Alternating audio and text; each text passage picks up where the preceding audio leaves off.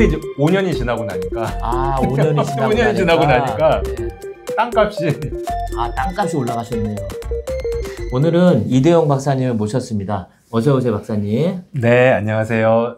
저는 소상공인시장진흥공단, 서울신용보증재단, 서민금융진흥원에서 컨설턴트로 있고요. 현재 한성대학원에서 그 정책자금 강의를 맡고 있는 이대용입니다.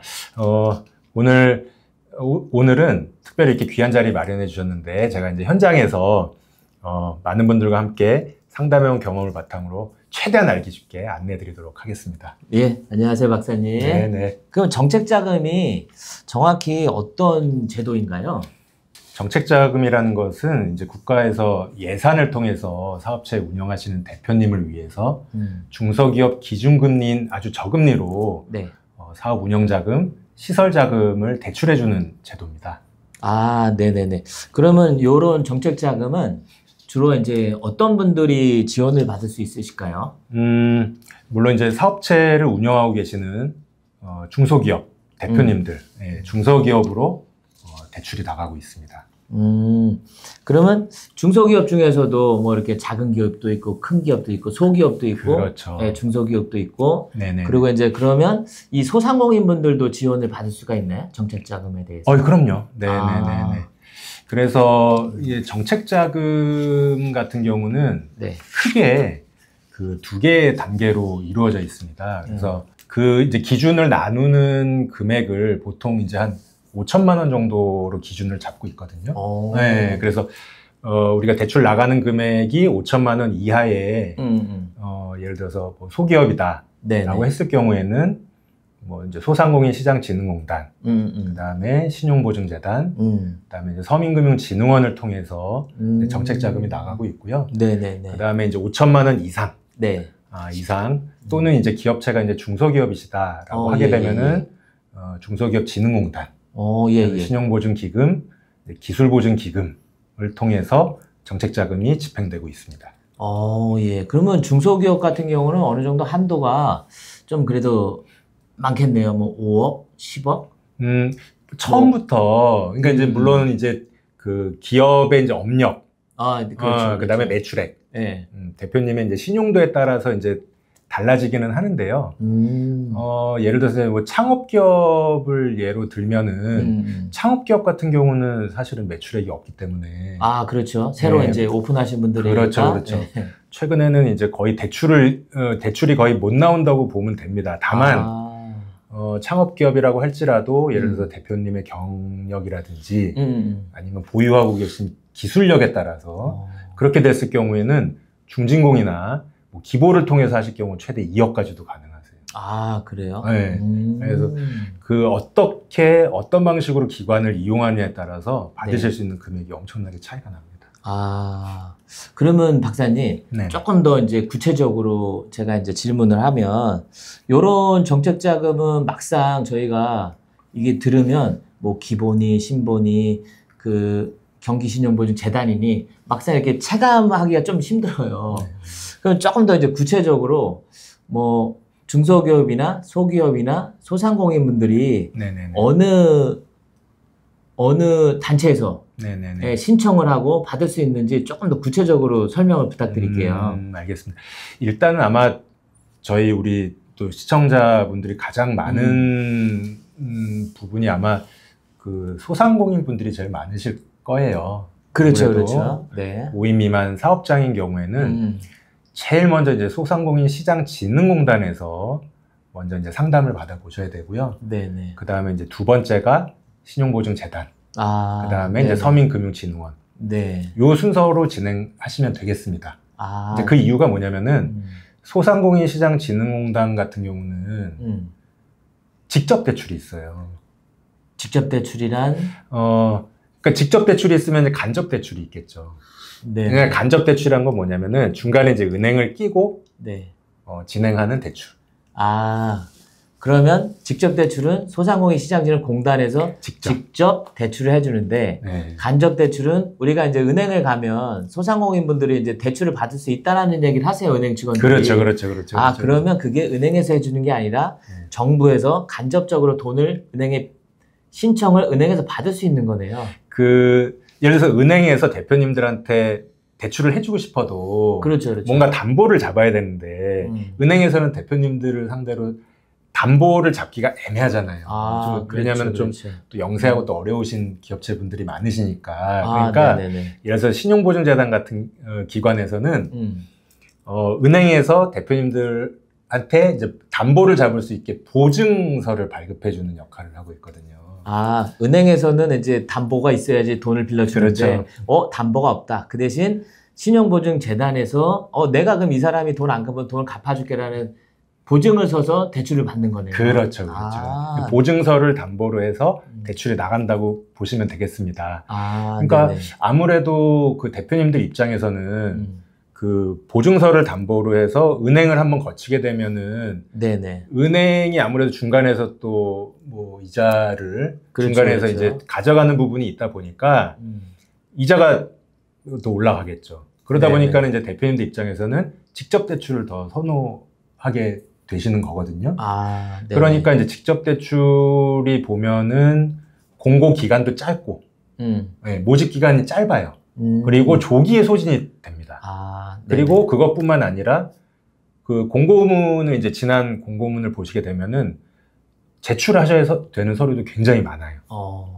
그래서 그런 부분에서 굉장히 좀 어려움을 많이 겪고 계시죠. 네네. 그러면 이제 소상공인분들은 그 이제 기관에서 하는 거고, 중소기업이나 소기업 같은 분들은 주로 어느 기관에서 요 좀 대출을 정책자금을 신청할 수가 있을까요? 뭐 예를 들어서 이제 뭐 소상공인 이상의 그렇죠. 이제 뭐 5인 이상 이제 이렇게 이제 그러니까 중기업으로 이제 올라가시게 되면은 그때는 역시 제일 먼저 이제 중소기업진흥공단. 중소기업진흥공단. 네. 그리고 이제 신용보증기금, 기술보증기금. 네, 요런 기관들을 이제 활용하게 되는 거고요. 다만 이렇게 세 개의 기관 중에서도 역시 마찬가지로 아까 소상공인 시장진흥공단처럼 중진공에서는 역시 직접 대출을 다룹니다. 네. 그래서 제일 먼저 이제 중진공에 가서 중진공의 이제 요건이 되는지, 그리고 직접 대출을 받으실 수 있으면 제일 먼저 중진공 대출을 받으시는 게 좋고요. 네네네. 그 다음에 이제 추가로 또 이제 저희가 뭐 신보를 가든 기보를 가든 이런 식으로 이제 전략을 짜실 수가 있겠죠. 네네네네. 근데 이제 보통은 이런 많은 정보가 지금 얘기해 주셨듯이 오랜 시간을 이렇게 컨설팅업 아니면 박사님은 이 정책자금이나 정부 지원 사업에 특화됐으니까 아시는데, 일반인 분들이 좀 이런 정보를 받을 수 있는 뭐 사이트라든지 뭐 다른 이렇게 정보를 좀 받을 수 있는 그 방법이 있을까요? 사실 아까 지금 제가 말씀드린 대표적인 기관 6개를 말씀을 드렸는데, 만약에 각 기관에 가서 이제 상담을 받으신다 하시더라도, 그 기관의 이제 담당자, 예를 들어서 저희가 민원창구에서 이제 상담을 받는다고 하더라도, 그 담당자는 이제 자기 기관의 이제 대출 자금에 대해서만 얘기를 해줄 수밖에 없지 않습니까? 그러다 보니까는 그 6개의 기관을 아울러서, 요게 조건만 맞으면은, 그리고 순서만 잘 맞으시면은, 6개를 다 동시 진행하실 수도 있어요. 그래요? 6개 기관을. 네. 그런 경우가 있습니다. 근데 이런 것들은 사실은 저희가 이거를 이렇게 외부에서 제3자의 시각에서 총괄적으로 보지 않고서는 이거를 파악할 수가 없거든요. 그래서, 요런 내용에 관해서는 혹시 이제 필요한 경우가 있으시면은, 뭐 이렇게 뭐 상담 요청을 해주셔도 좋을 것 같고요. 네, 좋을 것 같고, 다만, 이런 기관에서 이렇게 새로운 대출 상품이 나왔다, 또는 이런 지원금이 나왔다, 라는 거를 알려주기 위한 정부에서 만든 통합 사이트는 있습니다. 통합 사이트는. 통합 사이트가 있으면. 통합 사이트는. 일단 뭐 회원가입하고, 나한테 정보를 주세요라고 이제 알림 설정을 해놓으면 저한테 이제 그런 정보를 주겠네요. 그렇죠. 그렇게 되는 거죠. 그러면 그 통합 사이트 이름은 뭘까요? 여러 사이트가 여러 사이트가 있는데, 일단 가장 대표적인 거는 이제 그 기업마당. 기업마당. 기업마당에 가시고, 근데 기업마당은 보시면은 좀 이렇게 모든 중소기업이 이제 아울러 있다 보니까는 가장 이제 수요가 많으신, 예를 들어서 소상공인분들한테는 조금 동떨어진 내용일 수도 있어요. 그래서 거기에 이제 특화된 사이트는 소상공인 24. 아, 소상공인 분들은 소상공인 24. 네, 그리고 기업이신 분들은 네. 기업마당을 네. 그렇게 가시고, 그 다음에 이제 그 창업하신 지 얼마 안 되셨거나, 네. 여전히 본인이 생각하시기에 이제 좀 약간 좀 작은 기업이라고 생각하시면은 이제 네. 창업진흥원. 창업진흥원. 예, 창업진흥원. 예. 창업진흥원 사이트를 꼭 활용하시고요. 그 다음에 이제 저희 같은 경우는 이제 경기도. 네, 네네. 경기도 그렇죠. 또 우리가 또 여기 대부분의 또 구독자분들 또 경기도시니까 이지비즈. 이지비즈. 네, 경기도에 이지비즈. 사시는 경기도 분들은 지원 사업. 네, 이지비즈. 네, 이지비즈도 사이트를 꼭 체크를 해주셔야 되고요. 그 다음에 이제 아까 제가 이제 신용보증재단을 말씀을 드렸는데, 네. 주로 이제 저희가 예를 들어서 경기도나 네네. 아니면 우리 남양주시 같은 경우 보면 남양주시뿐만 아니라 모든 지자체들이 다 신용보증재단하고 같이 사업을 진행하는 게 뭐냐면, 네. 아까 간접대출 같은 경우는 중소기업 기준금리에 은행에서 중간에 이제 취급하게 되는 가상금리가 이제 붙는다고 했잖아요. 네네, 맞아요. 근데 그거를 그 가상금리를 지자체에서 지원해주는 사업을 대부분 다 운영하고 있거든요. 지자체에서, 정부에서 대출을 받으면 이자를 내는 거를 지자체에서 지원을 해줘요? 네네네. 그러니까 신용보증재단에서 이제 받게 되는 그 대출금의 이자의 일정 부분을 지자체에서 지원해주는 프로그램들을 대부분 다 운영하세요. 아, 좋네요. 네. 근데 그거는 예를 들어서 저희 같은 경우 남양주 시청 홈페이지나 아니면 뭐 경기도 홈페이지나 요런 데를 꼭 들어가셔가지고 확인하신 다음에 예, 거기에 요건에 맞춰서 신청을 하셔야 됩니다. 예, 그래서 그것도 꼭 잘 확인을 하셔야 되고요. 지자체 홈페이지에 들어가셔가지고. 네네, 알겠습니다. 그러면 이게 지금 실제로 이러한 이제 대출이라든지 정부 지원 사업을 이제 컨설팅이나 지원을 해줬을 때 소상공인 분들이나 중소기업 분들에서 실제적으로 이렇게 혜택을 보신 분들이 있을까요? 혜택을 보신 분들이 너무 많으시죠. 이 정부 지원 사업은 이 정책 자금 같은 경우는 사업을 운영하시는 대표님들 입장에서는 이건 네네. 선택이 아니라 이거는 필수입니다. 우리 이제 같은 경쟁 기업인데 네네. 우리 이쪽 기업은 이제 정책 자금을 쓰셔가지고 되게 운영 자금이나 이제 시설 자금으로 잘 활용하셔서 가시는데, 저희 같은 경우는 그런 거 전혀 활용 안 하시고 이런 상태에서 이제 경쟁을 붙게 됐을 때 과연 이게 제대로 된 경쟁이 될 수가 있느냐. 그렇죠. 몇 가지 이제 예를 들어드리면 가장 단순하게는 제가 알고 계신 이제 제조업체 대표님이신데 네네. 기존에 한 7천만 원 정도의 금액을 신용보증재단에서, 근데 새마을금고 통해서 이거를 자금을 쓰셨었거든요. 네네네. 네. 근데 금리가 새마을금고를 통해서 한 7%? 네, 7%의 금리로 사용을 하셨어요. 네네. 7%의 금리로. 높네요.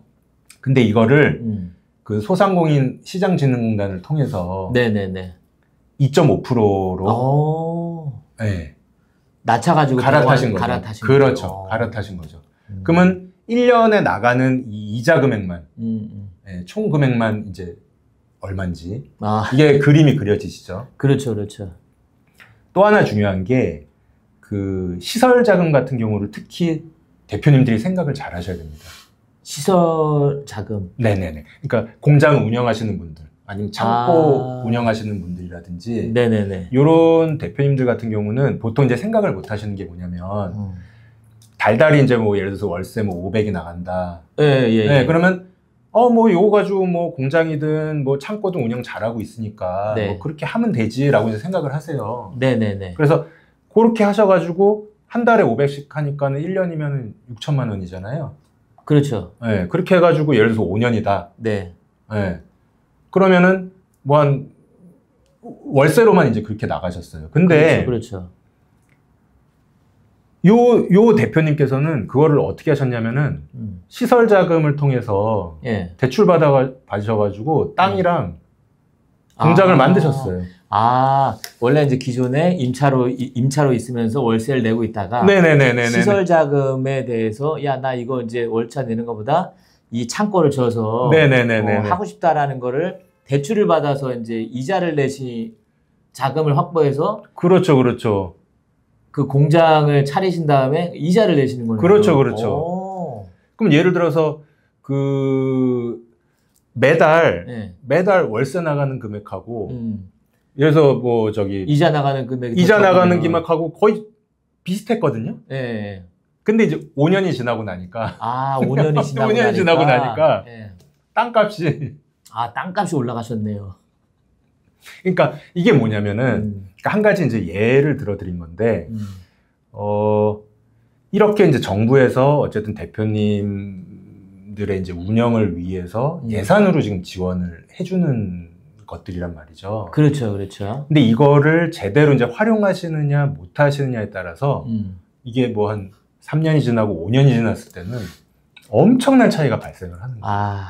그러네요. 지금 얘기를 들어보니까 예전부터 이렇게 뭐 좋은 일일지 나쁜 일일지 모르지만 부동산 아파트 산 사람이 가격이 더 올라가듯이 사업을 하면서 땅을 가지고 있는 분이 그 땅에 대한 가치가 더 올라갈 수가 있네요.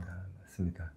그래서 특히 시설 자금 같은 경우도 한번 대표님들은 굉장히 좀 한번 면밀하게 한번 검토를 하실 필요가 있으세요. 네. 여러 사례를 많이 들었고요. 박사님 마지막으로 뭐 이렇게 하시고 싶은 얘기 있으실까요? 아까 이제 뭐 드렸던 말씀이지만 정부에서 이렇게 좋은 제도를 만들어 놓으셨고 금리도 그냥 굉장히 저렴하게 잘 해놓으셨기 때문에 일단은 대표님들께서 현명하게 잘 활용하시는 게 중요하고요. 본인들의 이제 상황에 맞춰서 그 아까 지금 말씀드렸던 기관에 이제 한번 잘 상담을 받아 보시고요. 그렇게 해서 잘 이용하시는 거를 제가 이제 기원을 드리고, 다만 그렇게 진행하시는 중에 그래도 난 도저히 잘 안 되겠다, 힘들다, 좀 더 추가적인 좀 설명을 부탁드린다라고 한다면은 언제든지 연락 주시면은 자세하고 친절한 상담 드리도록 하겠습니다. 네, 감사합니다. 박사님 오늘 설명 잘 들었습니다. 예, 영상이 도움이 되셨다면 구독, 좋아요 부탁드립니다. 다음 시간에 또 뵙겠습니다. 감사합니다.